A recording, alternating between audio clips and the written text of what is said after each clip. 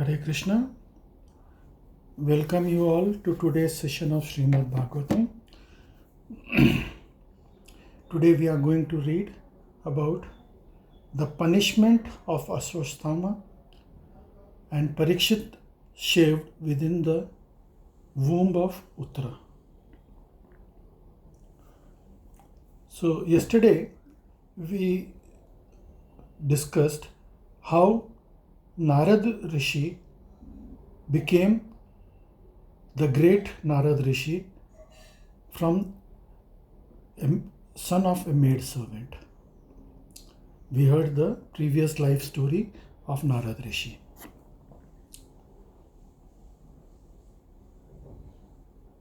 So now the sages had asked the question, why did Krishna take birth? Now in this series, these answers are going on. This is being narrated by Srila Sutta Goswami. So, on the last day of Mahabharata, when almost all the big warriors were annihilated, and Duryodhan was also struck by Bhima on his thigh, and he was lying on his deathbed waiting for his death. Ashvattama approached him and Duryodhan appointed him as the chief of the army commander, and he said, well, I'm not in a position to fight with you, but still, if you want to continue the war, please continue. So Ashvattama immediately, although the war code was, in the beginning it was decided that they will be fighting only in the daytime, not in the night time. After sunset there will be no war. But Ashvattama launched the attack at the night. And since the Pandavas had almost won the war, they were celebrating victory at that day, at that night. So they decided to sleep in the camp of the Kauravas instead of the Pandava camp. And they were not in the Pandava camp. But unfortunately, the 5 Pandavas had 5 sons from Draupadi. And these 5 sons, they were sleeping in the Pandava camp, and Ashvattama mistook them for the 5 Pandavas. And while they were sleeping in deep sleep, he beheaded them. And he carried all the 5 heads of all the 5 sons of the 5 Pandavas. He took them to Duryodhana. And Duryodhana immediately recognized, well, what have you done? This is something very bad. I had no enmity with the sons of the Pandavas. Why did you kill them? And particularly they are children, and they were sleeping. And you think you have killed the Pandavas? And next day morning, when the Pandavas returned to their camp, they saw the dead bodies of their sons. And Draupadi was very much disgusted with. And Arjuna immediately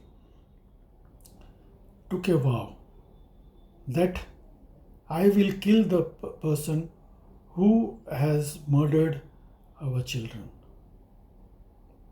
And immediately he sat on his chariot. Krishna was his chariot driver, and they were looking for the person who killed them.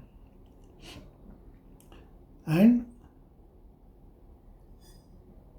Ashvattama came to know about it, that Arjuna is searching for him. and he was very much afraid. And in his fear, he released his ultimate weapon, the Brahmastra, which he had no full knowledge.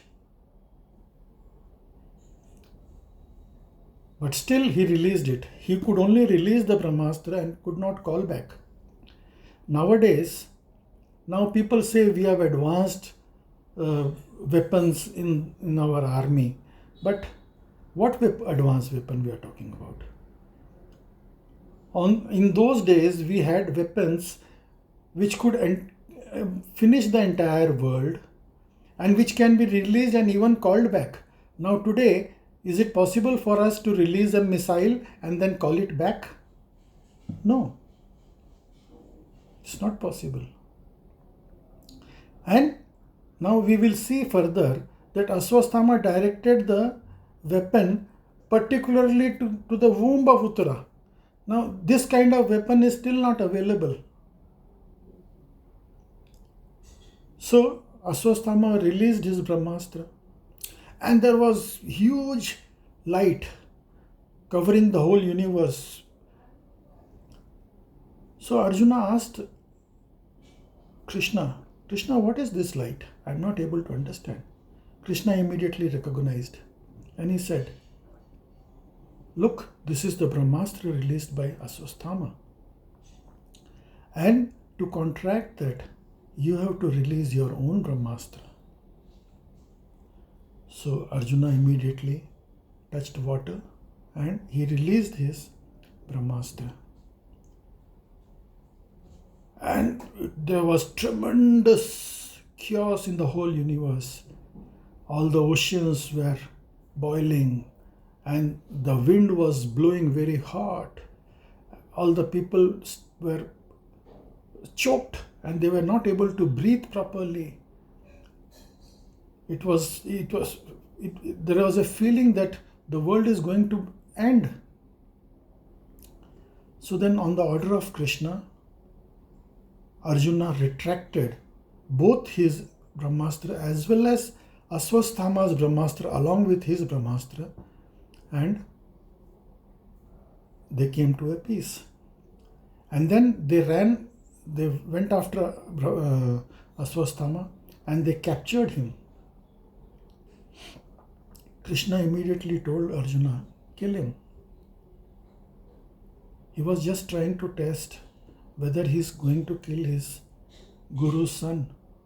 He never wanted him because Ashvattama had a boon that he will be Chiranjeevi.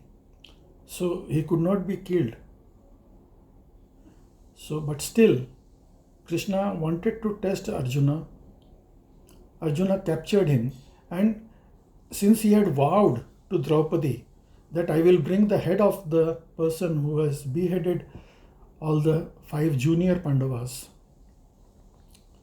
So he captured Ashvattama and brought him and bound him like an animal and brought him to the Pandava camp. On seeing him, Draupadi said, why have you brought him?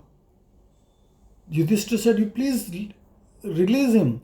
He is the son of our Guru. He is a Brahmana Bandhu. Now, he was the son of a Brahmana, but he was not Brahmana. Now, you have to understand, Krishna says in Bhagavad Gita, Chaturvarnam Maya Srishti Guna Karma Vibhagasa. That means, Krishna has divided his world into 4 ashrams and 4 vargas, that is according to their karma and not according to the birth. So unless he does the duty of a Brahmana and he has the qualities of a Brahmana, he is still only a Brahmana Bandhu. So Ashvattama was a Brahmana Bandhu. So on the request of Yudhishthira Maharaj and on the request of Draupadi, Arjuna released him. Draupadi had mercy on him, and because she said, my Guru Dronacharya's wife, Kripi, she did not burn her body in the pyre with, she did not become sati with Guru Dronacharya because her son was live. And I don't want her to become sunless. I don't want her. So, please release him. So, Ashvattama was released. But Krishna said, you have to give him some punishment. And Bhima was directly against it. That no, you have to kill him. You have vowed. So Krishna said, you please find out a way in which you can do justice to both. So then Arjuna shaved Ashvattama's head, and Ashvattama had a fine money on his head,